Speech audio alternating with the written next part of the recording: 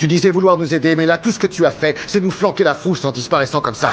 Oh mon Dieu. Tout ce qui m'importe, c'est qu'il n'arrive rien à Viviane. Il lui est rien arrivé, je prenais soin d'elle. Tout aurait pu arriver vu comment tu as agi. Maman, rentre chez toi.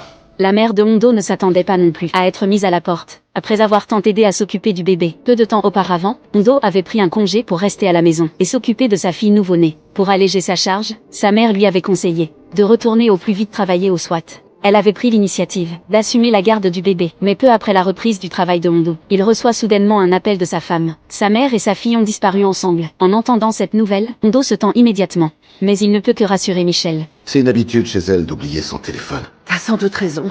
Je te rappelle quand elles seront là. Michel, t'as aucune raison de t'inquiéter. Dicon remarque qu'il est préoccupé. Après avoir appris ce qui se passe, il le laisse tout simplement rentrer plus tôt. Mais peu après son retour à la maison, sa mère revient avec Vivienne. En réalité, Vivienne était un peu agitée. Elle avait simplement emmené le bébé faire une promenade. Voyant Michel profondément endormi, elle ne l'avait pas dérangé. Même s'il ne s'agissait que d'un malentendu, le mécontentement de Hondo explose complètement. Michel croyait qu'il vous était arrivé quelque chose à toi et à Viviane. T'as laissé ton téléphone ici et pas un mot, que dalle. Fais attention à ce que tu dis, je t'ai pas élevé comme ça, tu vas baisser d'un ton, c'est pas une façon de parler à sa mère. Pour Hondo, sa mère était censée venir aider. Mais dès son premier jour de reprise, cette histoire l'avait complètement déconcentré. Sa mère tente encore de s'expliquer. Mais Hondo lui demande directement de partir. Maman, rentre chez toi.